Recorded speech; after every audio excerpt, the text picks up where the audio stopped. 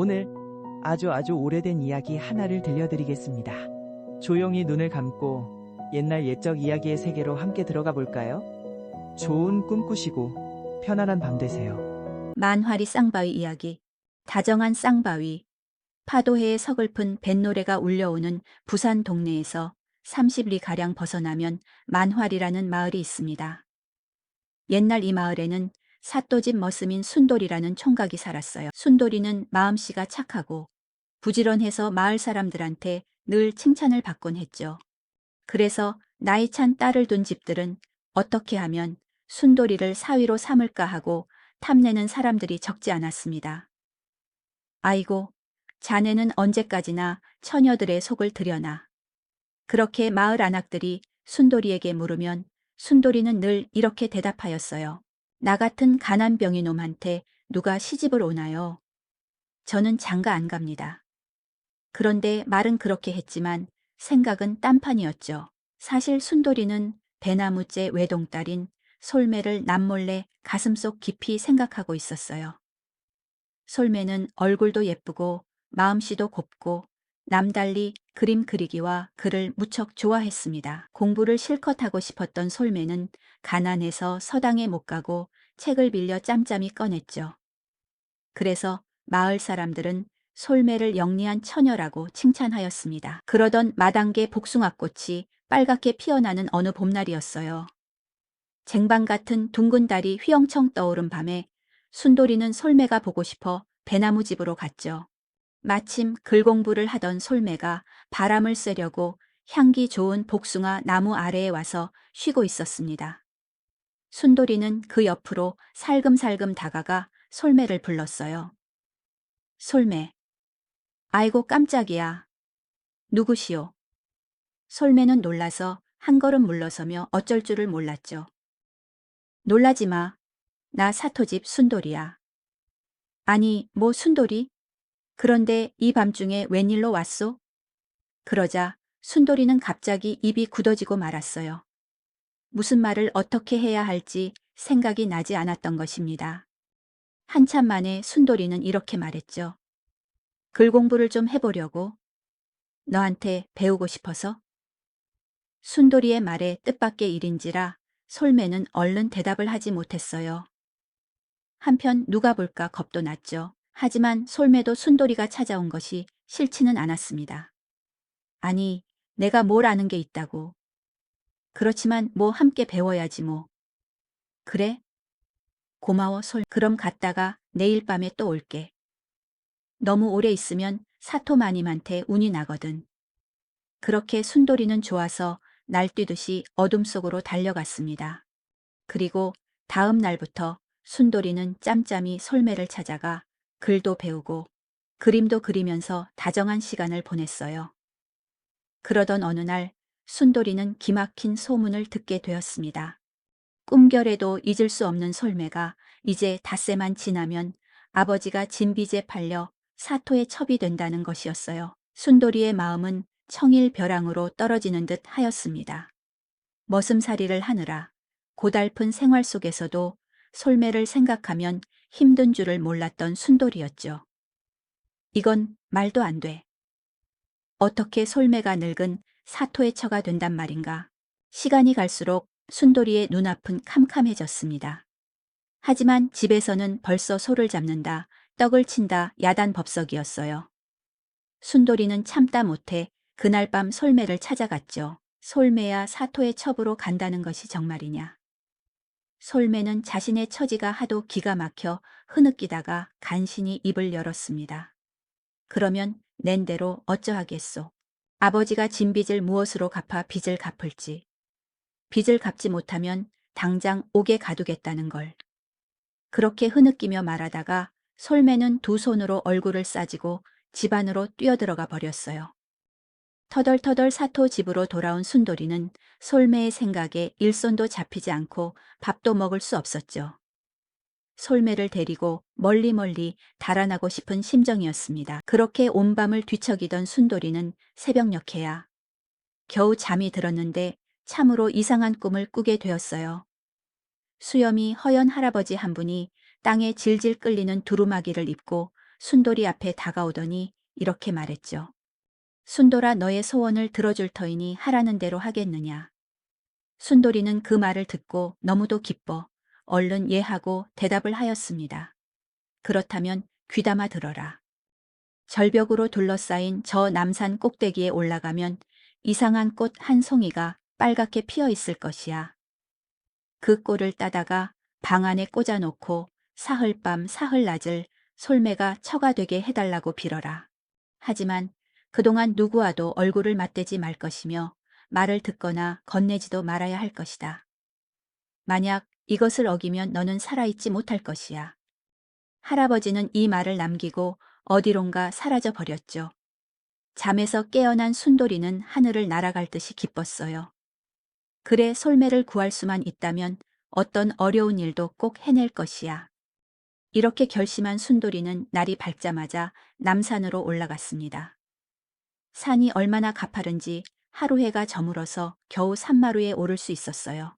그리고 산마루에는 할아버지의 말대로 정말 주먹만한 빨간 꽃이 한 송이 피어 있었죠.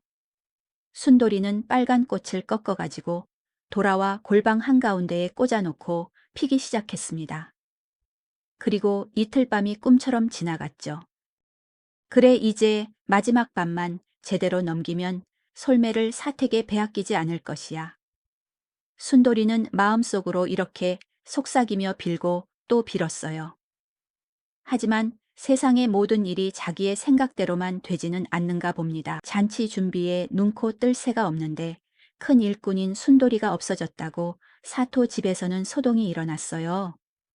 온 동네 사람들이 나서 순돌이를 찾아보았지만 순돌이는 아무데도 없었죠. 사토는 하인들에게 순돌이를 당장 찾아오라고 고래고래 소리를 질렀습니다.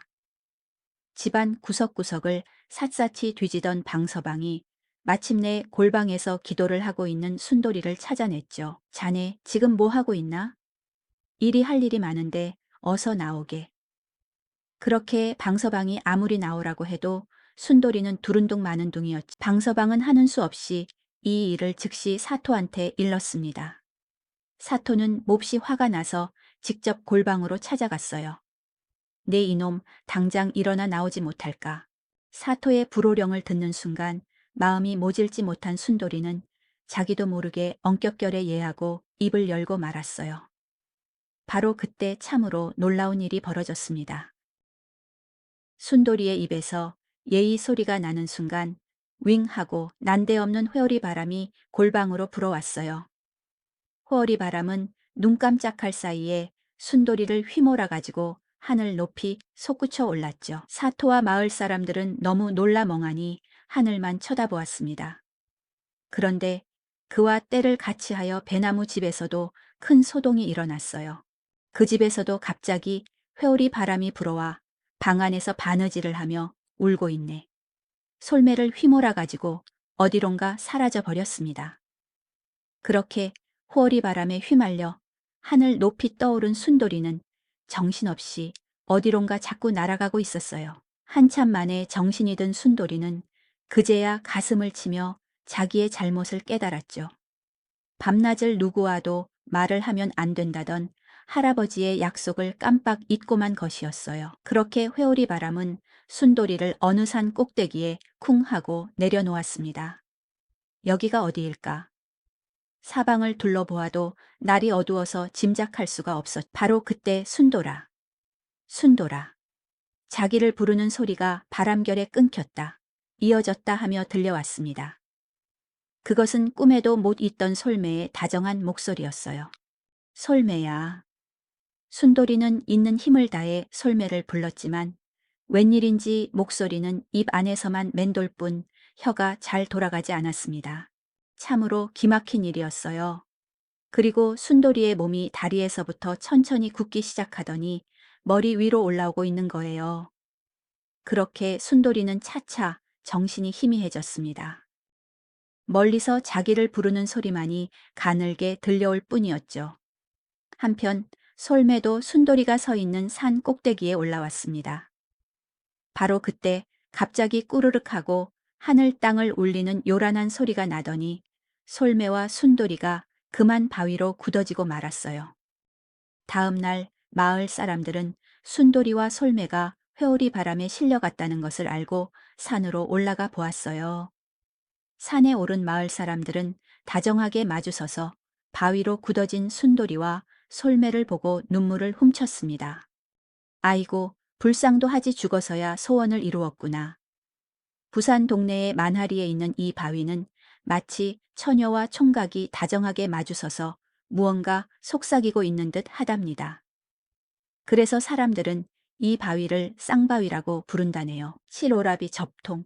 옛날, 아주 먼 옛날, 어느 마을에 마음씨 좋은 내외가 살았는데 이 내외한테는 자식이 8이 있었어요.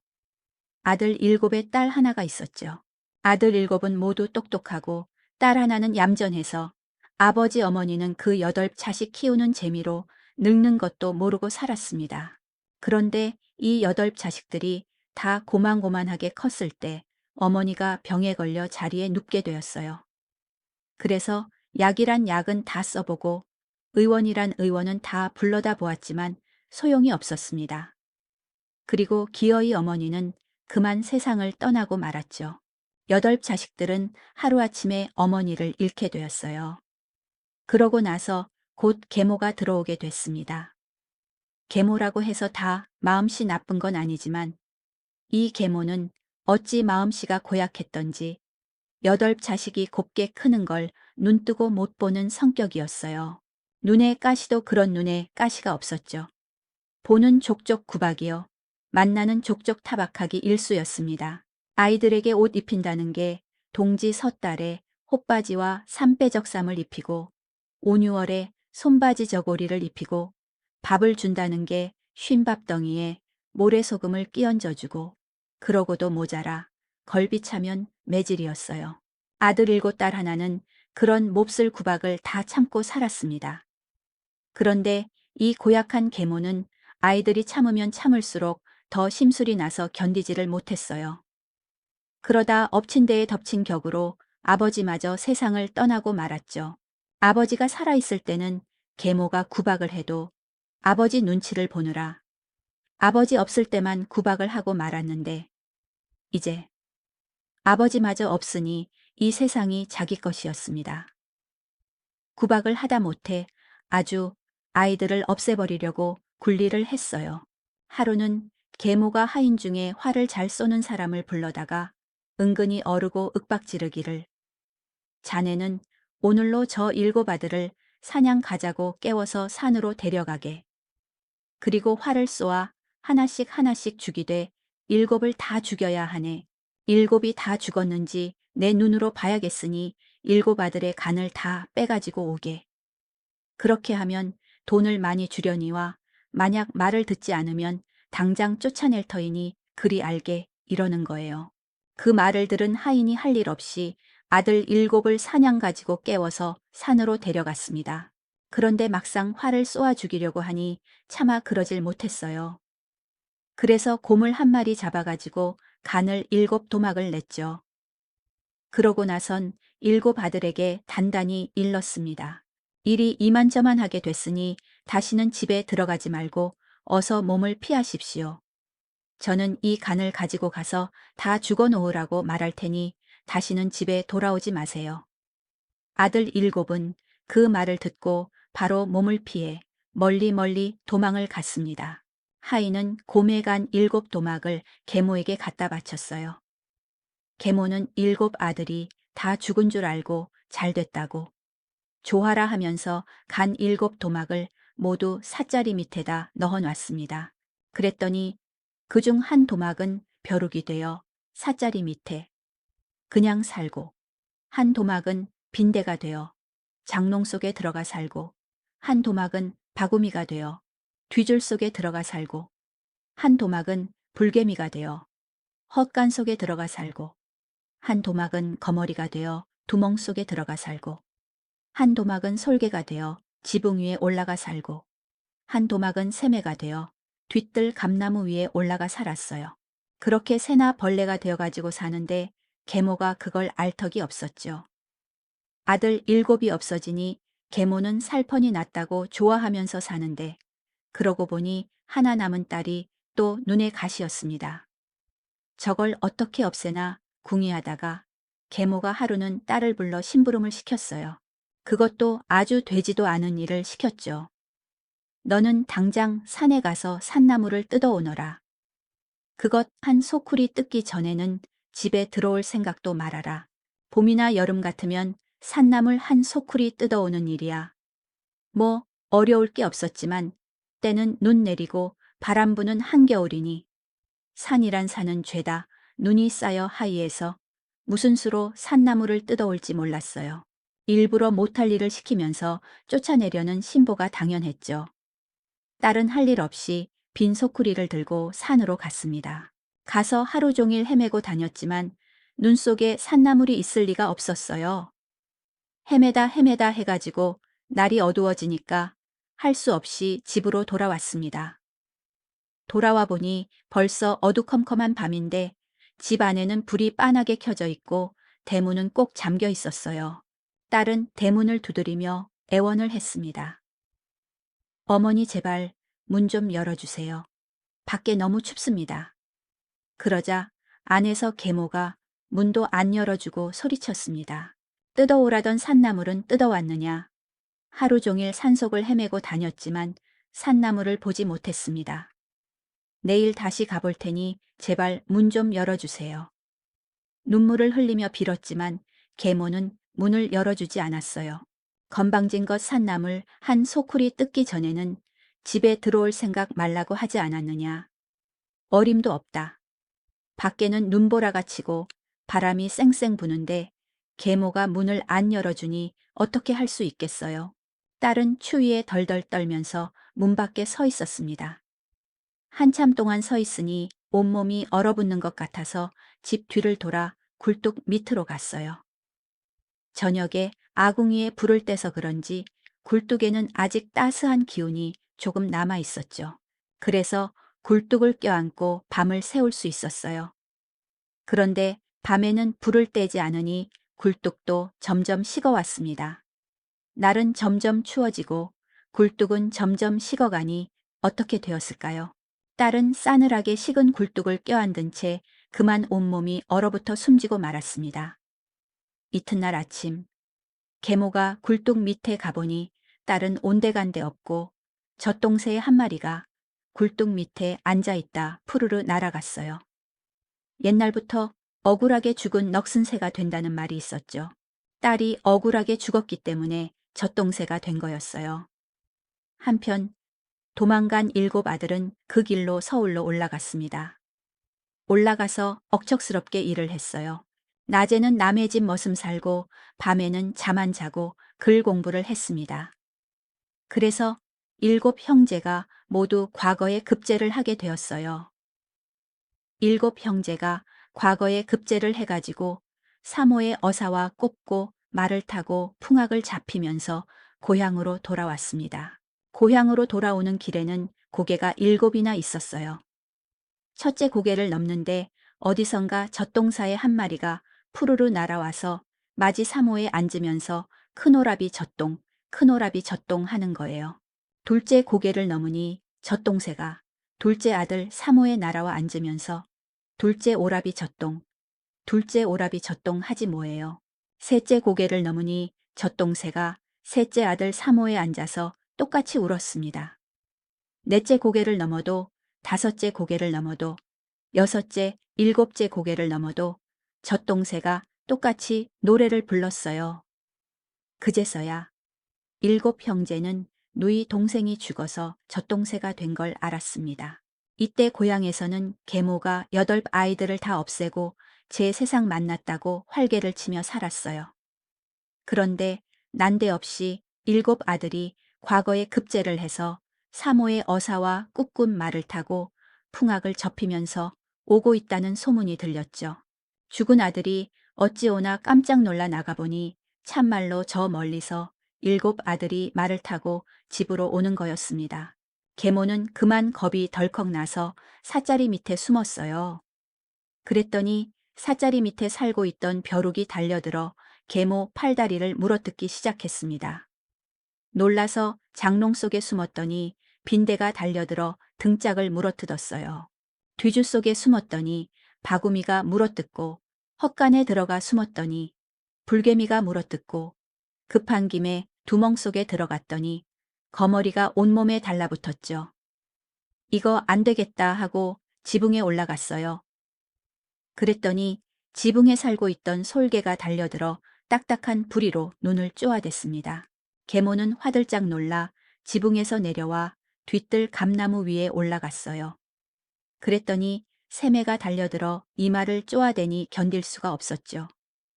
계모가 할 일 없이 부엌에 들어가 큰 가마솥 안에 숨어들었어요. 거기에는 벌레도 새도 없어서 아주 꼼짝 않고 납작하게 엎드려 있었습니다. 7 아들이 집에 와 계모를 찾으니 방에도 없고 헛간에도 없고 지붕에도 없고 뒤뜰에도 없어서 부엌에 걸린 가마솥을 열어보니 거기에서 까마귀 한 마리가 튀어나와 하늘로 날아간 거예요. 계모가 가마솥 안에 숨어 있다. 숨이 막혀 죽었는데 그는 역시 까마귀가 돼서 날아간 거였습니다. 계모는 까마귀가 돼서 접동새가 된 딸을 해코지하려 접동새가 가는 곳이라면 어디든지 날아갔습니다. 그래서 접동새는 까마귀를 피해 나지는 숲속에 숨어 있다가 까마귀가 잠을 자는 밤에만 나와서 구슬프게 운답니다. 풀죽사에 풀죽사에 해마다 여름이 오면 산에서 들어서 뻑뻑뻑뻑 우는 새가 있어요. 그 새의 이름은 먹국이지만 어떤 곳에서는 풀죽새라고도 한답니다. 왜 풀죽새라고 할까요? 여기에는 참 기막힌 이야기가 숨어 있답니다. 옛날 어느 곳에 아버지 어머니가 딸 하나를 데리고 살고 있었어요. 위로도 아래로도 다른 자식이 없고 그저 딸 하나뿐이었죠. 그러니 얼마나 귀한 자식인지 쥐면 터질세라, 불면 꺼질세라 애지중지 키웠습니다. 그런데 세상 일이라는 게 마냥 좋을 수는 없는 모양이에요. 딸 나이가 연하문 살 되었을 때 그만 어머니가 병에 걸려 시름시름 했더니 약도 한번 제대로 못 써보고 그만 세상을 떠나고 말았어요. 그러니 안 그래도 단촐하던 집안이 하루아침에 찬바람이 횡 돌게 되었습니다. 죽은 어머니도 불쌍했지만 살아있는 아버지와 딸도 참 불쌍한 신세가 되었어요. 옷이 떨어지면 기워줄 사람도 없고 잔독이 비면 장을 담가줄 사람도 없었죠. 바깥일이야. 아버지가 한다지만 밥 짓고 빨래하는 집안일은 어린 딸이 도맡아 하기에는 어림이 없었습니다. 여태 애지중지 키운 딸이 그런 힘든 일을 하는 거를 아버지는 차마 또 볼 수가 없었어요. 그래서 아버지는 생각다 못해 새어머니를 드리기로 했죠. 새어머니가 들어오면 딸이 고생을 좀 덜할까 싶어서 그런 거였어요. 그래서 새어머니를 드렸는데 그것이 고생을 더는 길이 아니라 고생문이 더 환하게 열리는 길이었습니다. 새어머니는 딸을 눈의 가시로 여기고 틈만 나면 트집을 잡아 들들 볶아 되는데 어지간해 가지고는 견디지도 못했어요. 밥을 지으래서 밥을 지어 놓으면 질다 마르다. 트집을 잡고 빨래를 해서 빨래를 해 놓으면 희내 겁내 트집을 잡았죠. 그렇게 트집을 잡아가지고 걸핏하면 밥을 굶기고 매질을 하고 심하게 구박을 했습니다. 하지만 새어머니가 이렇게 딸을 구박하는 걸 아버지는 까맣게 몰랐어요. 아버지 없을 때를 골라가지고 들들 볶아더니 그럴 수밖에 없었죠. 하루 종일 못 살게 굴다가도 아버지가 집에 돌아오기만 하면 새어머니는 금세 딴 사람이 되었습니다. 아버지가 보라고 일부러 보듬어 안고 내 딸 귀여운 것 이러면서 위해주는 척했어요. 딸은 아버지한테 새어머니가 한 짓을 일러 바치고 싶지만 꾹꾹 눌러 참았습니다. 괜히 일러 바치었다가 아버지 걱정만 끼쳐드릴 것 같아서 그랬죠. 이렇게 구박을 받으며 사는데 하루는 아버지가 일하러 나간 사이 새어머니가 딸한테 이렇게 말을 했어요. 얘야, 어서 우물에 가서 물 한 동이 길어 오너라. 딸이 물을 기르러 가려고 신을 찾으니 글쎄 신이 없는 거예요. 새어머니가 몰래 감춰버린 거였습니다. 때는 한겨울이라 길에는 눈이 얼어붙어 차갑고 미끄럽기 크지 없었어요. 그래서 물을 기르러 가지 못하고 마루 끝에 어물쩍거리고 있으니 아니나 다를까 새어머니 입에서 벼락이 떨어졌습니다. 이거사 물 한 동이 길러 오라는데 뭘 어물쩍거리고 있느냐. 냉큼 가지 못해. 네 어머니, 바로 가겠습니다. 그런데 신이 없어요. 신은 네가 잃어버리고선 무슨 앙탈이냐. 없는 신을 나더러 만들어 달란 말이냐. 잔소리 말고 냉큼 갔다 오도록 해라. 딸은 알 수 없이 맨발로 물동이를 이고 우물에 갔습니다. 길에 눈이 얼어붙어서 얼마나 차가운지 발바닥을 칼로 애는 것 같았어요. 게다가 미끄러워서 여간 조심하지 않으면 넘어져서 물동이고 뭐고 다 깨뜨릴 판이었습니다. 어찌어찌 조심조심 우물까지 갔는데 물을 한 동이 떠다 머리에 이고 돌아오는 길에 그만 일이 나고 말았습니다. 맨발로 얼음길을 걸어 겨우겨우 집 앞까지 왔는데 그만 집 앞에서 된통으로 미끄러져 넘어지고 만 거예요. 그 바람에 머리에 있는 물동이가 떨어져 산산조각이 나고 말았습니다. 그걸 본 새어머니가 가만히 있을 리 없었죠. 이 못된 것. 물 한 동이 길어오랬더니 물동이를 깨? 그러고도 무서울 줄 알았더냐. 잘못했습니다, 어머니. 너 같은 건 단단히 혼이 나봐야 돼. 새어머니가 딸에게 달려들더니 글쎄 망태에 딸을 집어넣고 새끼줄로 꽁꽁 묶지 않겠어요. 사실은 새어머니가 집 앞 얼음길에다 참기름을 발라놨던 거예요. 딸이 미끄러져 넘어지라고 그런 거였죠. 안 그래도 미끄러운 얼음길에 미끌미끌한 참기름을 발라놨으니 안 넘어지고 백일 장사가 어디 있었을까요? 그래 놓고 딸이 넘어지기를 기다려 구박을 했습니다. 그리고 산으로 올라갔죠.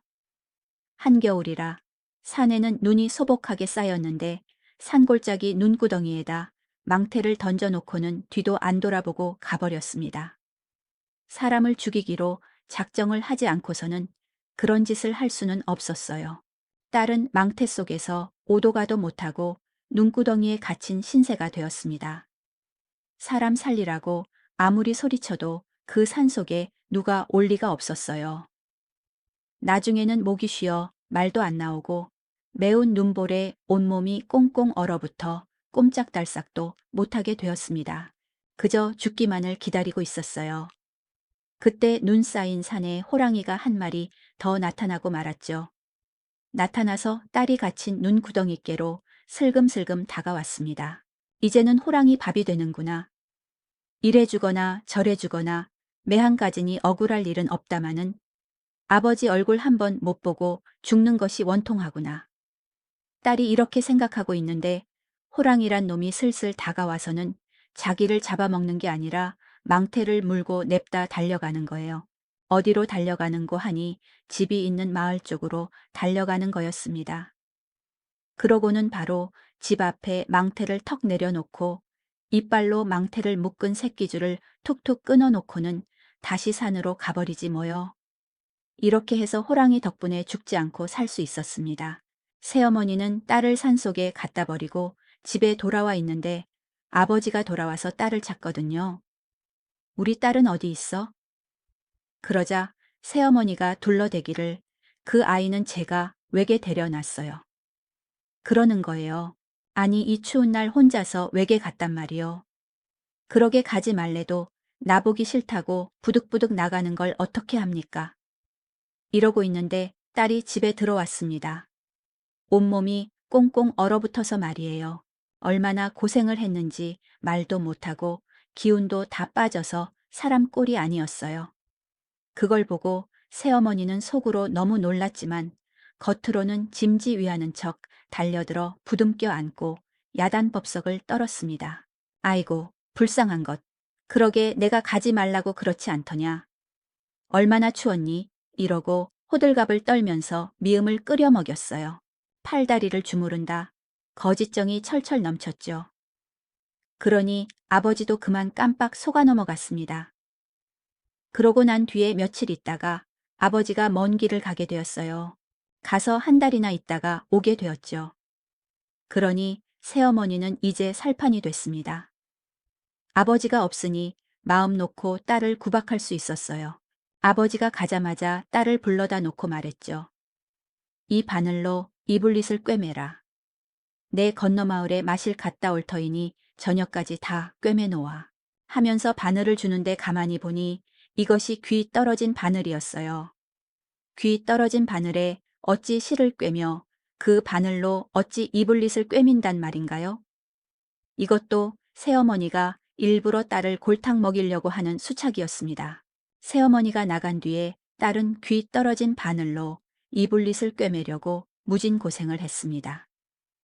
바늘귀가 없으니 바늘에 실을 못 꿰고 이불릿에 하나하나 바늘로 구멍을 뚫어서 손으로 실을 꿰어 놓았어요. 그러느라고 손이 부르트고 멍이 들고 바늘에 찔려 피가 났지만 꾹 참고 저녁 때까지 잠시도 쉬지 않고 일을 했습니다. 그런데 바늘에 실도 못 꿰고 바느질을 하자니 얼마나 힘이 드는지 온종일 일을 했었는데도 이불릿을 다 꿰미지 못했어요. 그랬으니 저녁 때 새어머니가 돌아와서 가만히 있을 리가 없었죠. 이 게으른 것. 그래 온종일 무얼 하며 놀았길래 이불릿 하나 꿰매놓지 못했더냐. 너 같은 건 굶어봐야 돼. 그리고 그날 저녁부터 밥을 주지 않았습니다. 이튿날도 그 다음 날도 이렇게 내리 이랫 동안 굶기고 말았어요. 사흘을 굶어도 견딜 장사가 없다는데 내리 이래를 굶어놨으니 어디 사람 꼴이겠어요. 그래놓고 일회째 되는 날 새어머니가 밀가루로 풀을 한 솥 쑤어가지고 딸에게 주면서 말했습니다. 얘야, 오늘은 이 풀로 문을 발라라. 밀가루 풀로 떨어진 문구멍을 바르라는 거였습니다. 그런데 딸이 풀을 가지고 문을 바르려고 하니 군침이 당겨 견딜 수가 없었어요. 본래 풀이라고 하는 것이 먹는 음식은 아니었지만 이래를 굶은 뒤에 밀가루로 쑤어 놓은 풀죽을 보니 어디 제정신이겠어요. 딸은 문을 바르려다 말고 손으로 풀을 집어다 허겁지겁 마구 입에 넣었습니다. 그런데 그걸 본 새어머니가 또 가만두질 않았죠. 이것아, 풀을 가지고 문을 바르랬지 그걸 처먹으라고 했더니야. 이러면서 빗자루로 딸의 등짝을 마구 내리치는 거예요. 이래를 굶은 뒤에 풀죽 한 그릇 삼키고 빗자루로 얻어맞은 딸은 그만 그 자리에서 숨을 거두고 말았습니다. 그런데 딸이 죽자 딸의 몸은 온데간데 없어지고 그 자리에서 웬 새 한 마리가 나타나 포르르 날아갔어요. 그 새는 여기저기 떠돌아다니며 풀죽 하고 서럽게 울었죠. 풀죽을 먹다가 새어머니한테 얻어맞아 죽은 딸이 서러워서 우는 소리랍니다. 그걸 보고 사람들은 그 새의 이름을 풀죽사해라고 했답니다. 허세선비 강산이 옛날 강원도 어느 마을에 강산이라는 선비가 있었다. 강산이는 머리가 총명하기는 했지만 그 총명한 머리로 장난치는 것을 좋아했고 매사에 허세를 부려 마을에서도 손꼽히는 허세남이었다. 그런 강산이가 성인이 되어 과거 시험을 보러 가는 길이었다.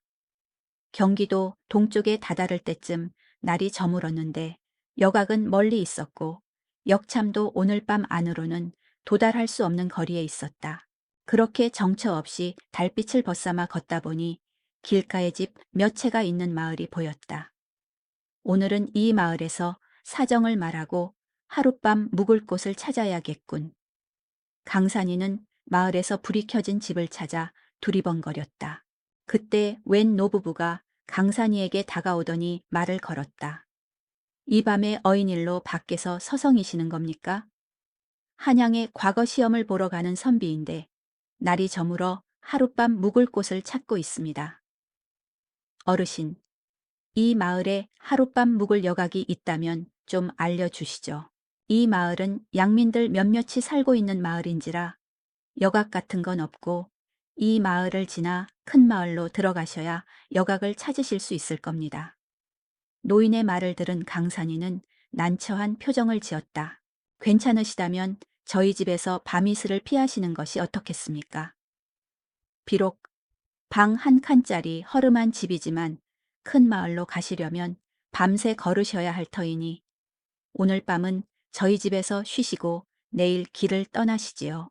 어르신께서 그리 말씀해 주시면 저야 감사할 따름이죠. 대신 저도 선비님께 부탁드릴 것이 있습니다. 때마침 저희 노부부가 타처에 집안 제사가 있어 길을 나서는 중이었는데 저희 집에 어린 며느리 혼자뿐이라 걱정을 하던 중이었지요. 선비님이 저희 집을 봐주시면서 편안히 쉬시다 가시면 누이 좋고 매부 좋고 아니겠습니까? 부탁이라 할 것도 없는 일이니 걱정하지 마십시오. 이래봬도 제가 무해라면 저희 마을에서 최고였으니 어르신께서는 아무런 걱정하지 않으셔도 됩니다. 호랑이가 내려와도 저를 보면 도망갈 겁니다. 강산이의 허세에 노부부는 웃음을 지어 보이며 강산이를 데리고 집으로 향했다. 노부부가 집으로 들어가 며느리를 불러 자초지종을 말하고 강산이를 데리고 방 안으로 들어갔다. 아가야, 우리가 줄타 해도 너는 손님을 잘 대접해드려야 하느니라. 아버님, 아무 걱정하지 마시오요. 제가 성심성의껏 선비님을 대접해드리겠습니다. 선비님, 아무쪼록 편안히 주무십시오. 셋내는 내일 동이 뜨기 전에 돌아오겠습니다. 아무 걱정 말고 조심히 다녀오십시오. 며느님은 제가 꼭 안전하게 지켜주겠습니다. 노부부는 며느리에게 다시 한번 당부를 하고는 문을 나섰다. 노부부가 떠나자 며느리는 강산이를 보며 고개를 숙이고 말했다. 잠시 부엌에 나가 끼니 때우실 것을 챙겨서 올 터이니 선비님께서는 편히 쉬시고 계시지요. 며느리는 부엌으로 가 찐 감자와 냉수를 가지고 들어왔다. 강산이는 며느리가 가져온 찐 감자와 냉수를 허겁지겁 먹고서는 말했다. 감자가 이리 맛있는 음식인지 내 처음 알았습니다. 덕분에 한 끼 잘 먹었습니다. 그리 말씀해 주시니 제가 더 송구스럽습니다. 아랫목에 이불을 깔아드릴 테니 선비님께서는 편안히 쉬시지요. 한방에서 함께 자게 된 며느리는 시아버님의 당부대로 손님에게 아랫목을 양보했다. 며느리는 강산이가 쉴 수 있도록 아랫목에 이부자리를 깔아주고 자기는 윗목에 앉아 등잔불을 켜고 물레에서 실을 뽑아냈다. 물레질하는 며느리를 바라보던 강산이는 이상한 마음이 들었다. 어르신들도 안 계신데 한번 시험해볼까. 어린 며느리 혼자인 걸 보니 어떤 사정인지는 모르겠으나 수절 과부인 것 같은데 젊은 남녀가 한 방에 있는데 일이 생기는 게 당연하지. 아무 일도 안 생기면 내가 사내가 아닌 거지. 그렇고 말고. 강산이는 혼자서 북치고 장구치는 생각을 하고선 마치 깊이 잠든 척하기 시작했다. 강산이의 코 고는 소리가 들려오자 어린 며느리는 그제야 긴장을 푼 듯 숨을 내쉬곤 편하게 다리를 고쳐 앉았다. 그때 강산이가 뒤척이듯 옆으로 굴러가 한 발을 그녀의 무릎 위에 얹었다. 어머나, 선비님께서 먼 길을 걸어오느라 많이 피곤하셨나 보구나. 며느리는 피곤해 그런가 보다 생각하고는 강산이의 발을 양손으로 공손히 들어서 내려놓았다. 잠시 뒤 강산이는 다시 발을 뻗어 며느리 다리를 슬쩍 건드려 보았다. 그러자 며느리는 전과 같이 양손으로 조심히 강산이의 발을 들어 떨어뜨려 놓았다. 저 여인이 조심스레 행동하는 것을 보니 저 여인도 내가 싫지는 않은 거야. 며느리의 뜻을 알아차리지 못하고 강산이는 또 발을 들어 며느리에게 올렸다. 그제야 비로소 강산이가 자기에게 흑심을 품고 있다는 것을 깨달은 며느리는 강산이를 불러 깨웠다. 이보시오. 일어나 보시오. 강산이는 깊이 잠든 척하다가 눈을 뜨며 말을 했다. 낭자. 왜 그러시오? 며느리는 강산이를 일어나 앉게 하고는 따져 물었다. 책을 읽는 양반이라면 자고로 의리를 알고 예를 아셔야 할 텐데 어찌 남녀가 유별해야 한다는 걸 모르십니까? 선비님을 양반이라 생각하시기에 시부모님께서 나가시며 의심하지 않고 집을 봐달라 부탁하셨지요. 그런데도 깊은 밤중에 불미스러운 마음을 품으셨으니 선비로서 행실이 어찌 이럴 수 있습니까? 모름지기 잘못했으면 벌을 받으셔야 하니 문 밖으로 나가서 회초리를 찾아오세요. 강산이는 하나부터 열까지 옳은 말만 하는 며느리에게 아무런 대꾸도 할 수 없었다. 민망함의 얼굴이 온통 빨개진 강산이는 조용히 문 밖으로 나가 회초리를 찾아왔다. 회초리를 찾아오신 걸 보니 잘못을 뉘우치신다 생각하겠습니다. 어서 바지를 걷고 서시지요.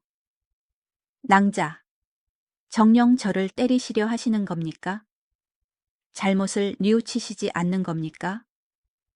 강산이는 며느리의 말에 아무런 말도 없이 바지를 걷고 선 며느리 앞에 뒤돌아섰다. 며느리는 강산이의 다리를 힘껏 열몇 대를 때리고 나서 말했다.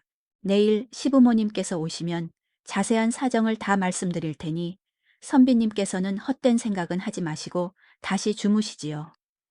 내가 잘못을 뉘우쳐서 이리 회초리도 맞았는데 이제 그만 노여움을 좀 풀어주시오. 며느리는 강산이의 말을 무시하고서는 윗목에 앉아 다시 물레질을 했다. 다음 날 아침 노부부가 돌아왔고 강산이에게 편안하게 잤는지 물었다. 밤새 편안히 주무셨습니까? 노부부의 물음에도 강산이는 할 말이 없었다. 강산이가 아무런 대꾸도 하지 않자 노인은 며느리에게 시선을 돌렸다. 며느리는 밤사이 있었던 일들을 노부부에게 이야기했다. 노부부가 며느리에게 이야기를 듣는 동안 강산이는 생각했다. 망신도 이런 망신이 없네. 과거 시험을 보기도 전에 관에 끌려가게 생겼으니 집안 망신이 따로 없구만. 강산이는 마음 졸이며 안절부절 못하고 있었다. 며느리에게 이야기를 다 들은 시아버지가 입을 열었다. 내가 네 정조를 알기에 네가 혼자 있어도 손님을 떼접하게 한 것인데 네가 어찌 그리 어리석은 생각으로 양반께 욕을 보였느냐. 젊은 남자가 여색을 보고 마음이 움직이는 것은 이상한 일이 아니다. 그것은 천민이나 양민도 마찬가지고 하물며 양반님네도 어찌할 수 있는 것이 아닌 것을. 네가 부드럽고 완곡하게 말씀을 드려 안 된다는 뜻을 보일 생각도 없이 선비님께 회초리를 들었으니 내가 어찌 선비님을 패란 말이냐. 모름지기 선비들이 글 공부를 하는 데는 다 이유가 있거늘. 노인은 며느리에게 크게 화를 내고는 회초리로 며느리를 수십 차례 때렸다. 좋은 여인이 무지해 선비님께 욕을 보였으니 화가 풀리실 때까지 소인을 때리시지요. 생각지도 못한 노인의 행동에 강산이는 더욱 부끄러워졌다. 어르신 무슨 말씀이십니까? 저는 아무 일도 일어나지 않았다 생각하니 부디 노여움을 푸십시오. 강산이는 서둘러 노부부에게 고마움을 표하고는 급히 길을 나섰다. 노부부의 집을 나와 수십 리를 걷다. 날이 어두워질 때쯤 어느 주막에 도착하게 되었다. 한양으로 과거 시험을 보러 가는 중인데 오늘 하루 묵을 방이 있습니까? 지금 남아있는 방이 없기는 한데 손님께서 괜찮으시다면 국밥 한 그릇 값으로 저희 부부가 자는 방 한 켠에 자리를 마련해 드리겠습니다. 강산이는 지난밤 일이 생각나 잠시 머뭇거렸다.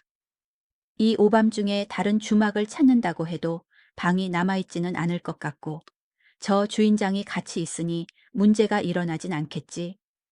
강산이는 주인장에게 알겠다고 하고선 국밥 한 그릇 값을 내어주었다. 주인장의 방으로 강산이를 안내하자 잠시 후 안주인이 국밥을 들고 들어왔다. 강산이가 국밥을 먹는 사이 안주인이 아랫목에 이불을 깔아두었다. 강산이가 국밥을 다 먹고 아랫목 이불로 다가가자 안주인이 말했다.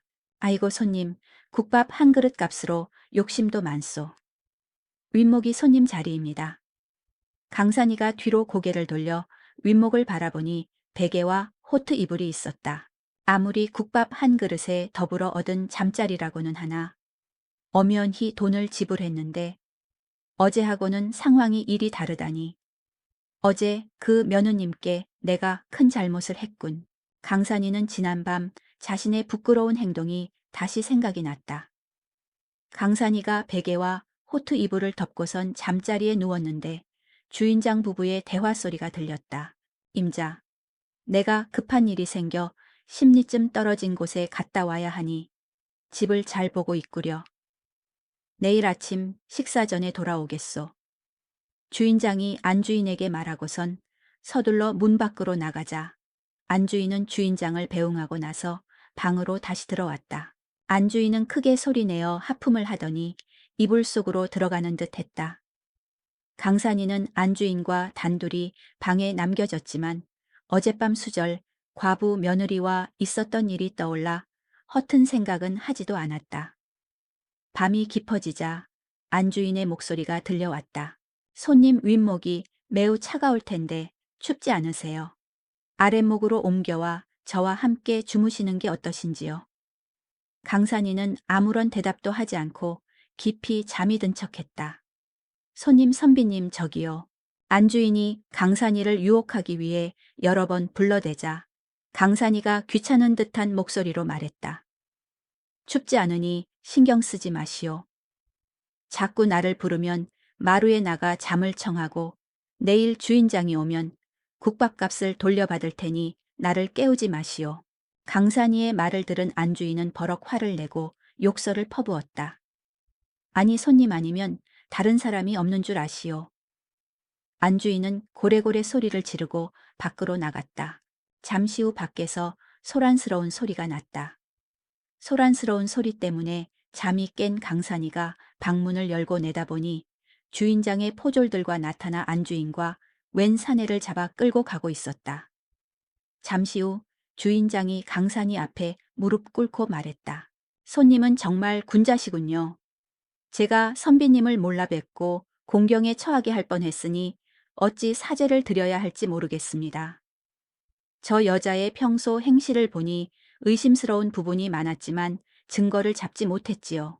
손님의 풍모가 뛰어나 소인이 저 여자의 행실을 확인하기 좋은 기회라 여겨 이런 행동을 했으니 죽을 죄를 지었습니다.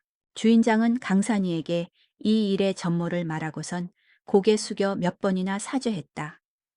그 어린 며느님의 회초리가 아니었다면 오늘 포졸에게 끌려가는 건 저 사내가 아니라 나였을지도 모르겠고 내 이 가르침을 평생 은혜로 알고 살아야겠다.